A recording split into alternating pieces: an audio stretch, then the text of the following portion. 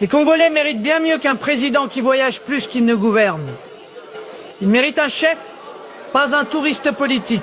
Il faut avoir le courage de dire la vérité. Félix se comporte moins comme un chef d'État que comme un passager perpétuel en classe affaires.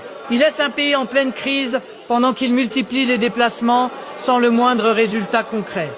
Au lieu d'affronter la misère, l'insécurité et le découragement qui rongent son pays, il préfère s'envoler aux quatre coins du monde comme si chaque voyage était un trophée. C'est une fuite en avant permanente, un refus clair d'assumer ses responsabilités.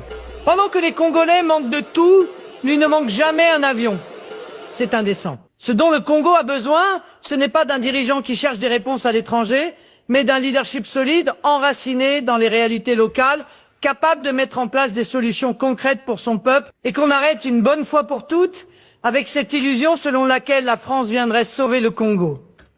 La France n'a même plus les moyens de protéger correctement ses propres citoyens, de soutenir ses propres travailleurs, d'assurer la dignité de ses propres familles.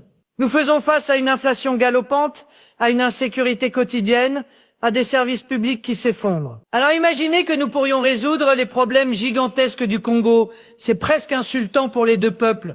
Le Congo souffre et lui se contente d'enchaîner les photos, les poignées de main et les discours vides. C'est une mascarade. Et le plus grave, c'est cette idée totalement déconnectée que la France viendrait miraculeusement résoudre les problèmes du Congo. C'est une fuite de responsabilité, presque une tentative de transférer l'échec de sa gouvernance sur d'autres. Mais la France n'a ni les moyens, ni la vocation de rattraper les erreurs d'un dirigeant qui refuse de faire le travail pour lequel il a été élu.